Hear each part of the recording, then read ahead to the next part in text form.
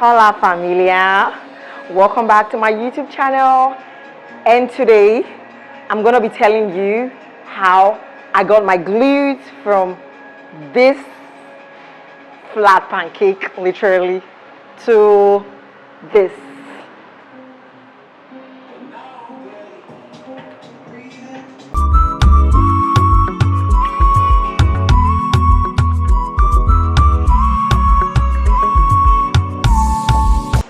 So when I first started, trying to train my glutes and grow my glutes, I was clueless and I ended up doing a bunch of exercises with an approach that wasn't right for growing the glutes.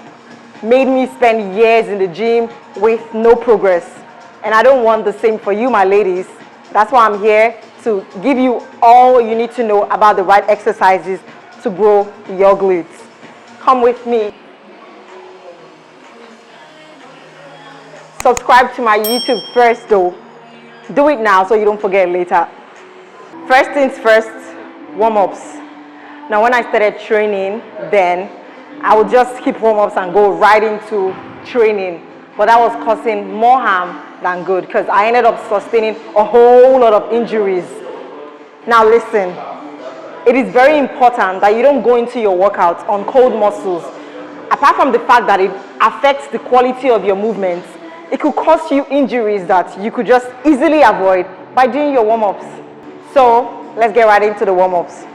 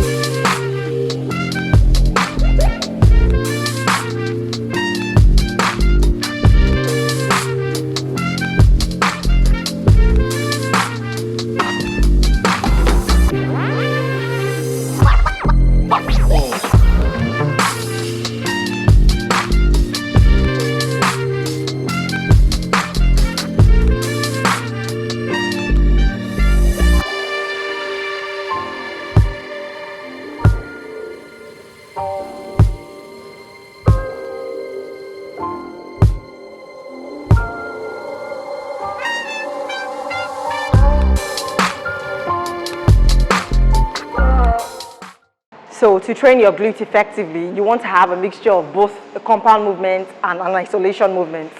Now, compound movements are those ones that are aimed at targeting multiple muscle groups, while the isolation movements are aimed at targeting single muscle group. Also, note that it is very important to start your session with your heaviest lift because that is when you have the most energy. With that being said, we're starting with the hip thrust, which is literally the GOAT of all glute workouts. I always make sure to do this on my glute days. You can load it with the barbell, the Smith machine, the dumbbell, kettlebell, literally anything that has weight.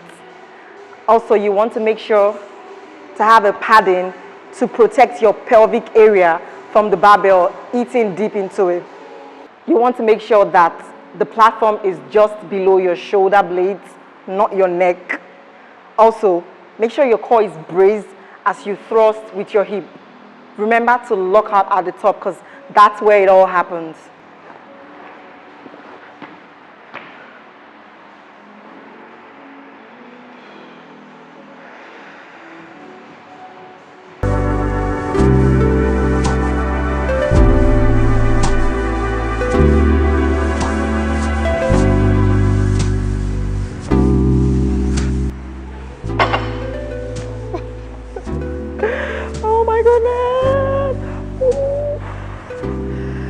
It burns. I can't even lie, it burns. So you can decide to train both cheeks at the same time, just like I did, or train them in isolation using the B stance. But you still want to make sure that you're getting at least 3 minutes rest in between each side. All right?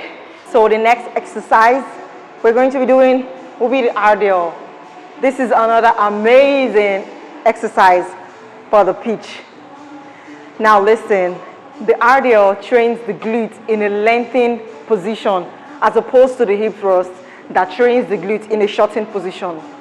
It is also a hip flexion movement in that the movement occurs at the hip area while the knees stay stable. So instead of thinking of the RDL like a up and down movement, think it more like a backward and forward movement in which you're pushing back with your hips and you're bringing it forward. A cue you can use to master the hinge movement would be to take 2 steps away from the wall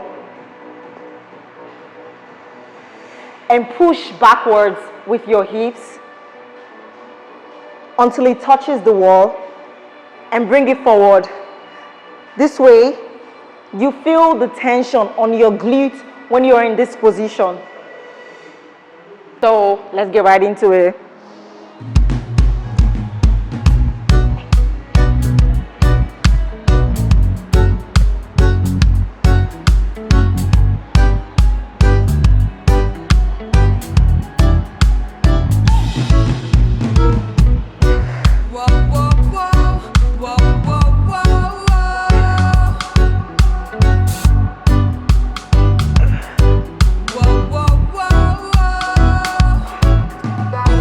So another thing I would like you to note is when going down on the movement is to stop at your shin, because if you try to overextend, you remove the tension from your glute to your lower back, and you don't want that. So the next exercise that we're going to be doing is Bulgarian split squat. Now this exercise is amazing for the glute. It works primarily the glute medius, but also the glute max and even the quads, depending on your stance. Now, for you to prioritize the glute in this movement, you want to have a slight forward lean in. Now, one of the beauties about this exercise is that you can load it in different patterns. You can use the dumbbell, you can use the Smith machine, you can use the barbell or the kettlebell, whichever way you're comfortable with. Now let's get right into it. So this is an easy trick to getting into the Bulgarian split squat form. So basically you sit down, stretch out the legs that you're going to be working with. Then voila, you have the perfect form for a Bulgarian split squat.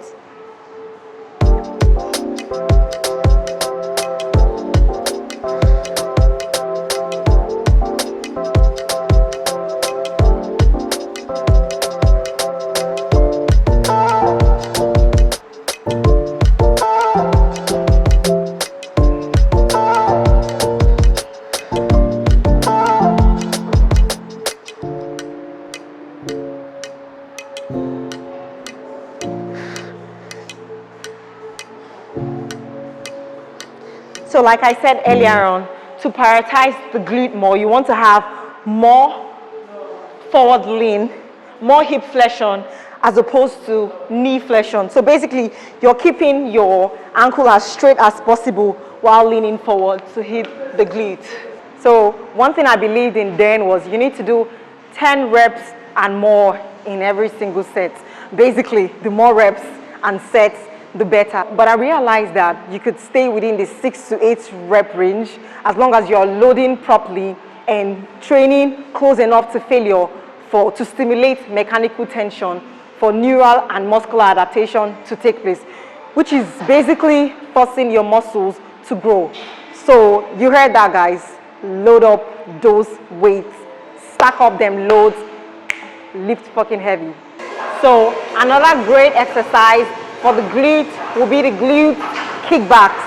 Now there are different variations according to the part of the glute that you want to target. But for today, I'll be doing my favorite variation to hit the glute medius. So instead of kicking laterally, you want to kick diagonally.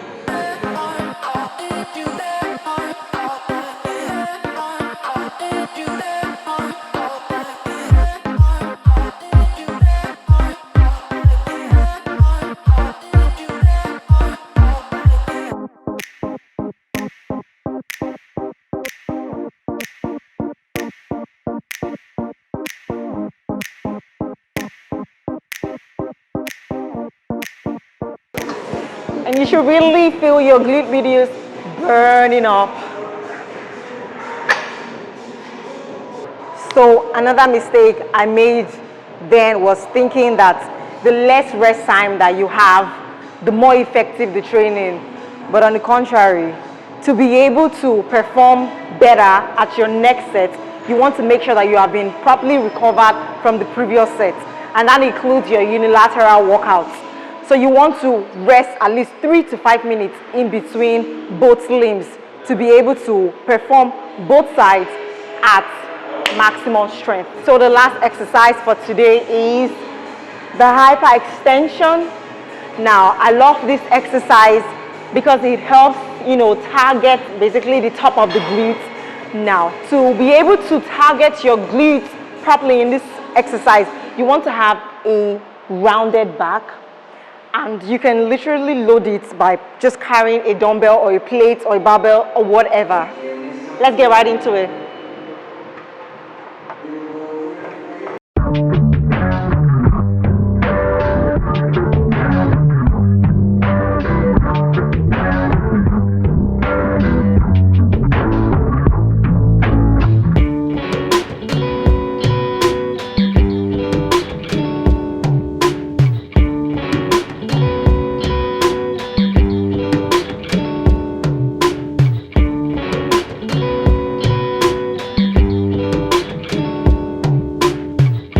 So there's nothing like shocking the muscle.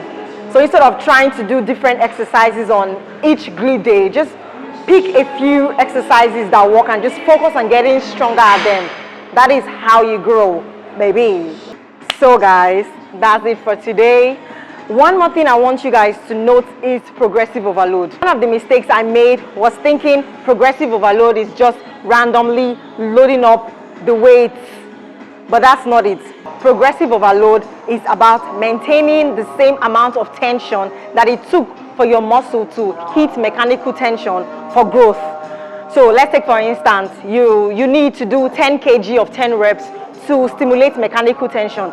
After a while of doing it, you realize that your body doesn't respond to it again and growth eventually stops. So what you want to do at this point is to either increase the load or increase the reps. The best way to ensure this is by training close enough to failure on every set. So one thing I do is whenever I'm performing a particular exercise and I do up to 10 reps on that particular exercise with the right form, I know it's time for me to increase the load at that point. And I think you should be doing that too. If you can perform 10 reps with good form on a particular exercise, know it's time to increase the load at that point. Also, one thing I want you guys to know is let your glutes breathe. Stop training glutes every day. That won't help your glutes grow because rest is very, very much important. I wish somebody told me this when I started training anyways. Well, that's it. Thank you for watching my video. I hope you subscribe, like the video, share the video, and thank you for your support thus far. See you in the next video.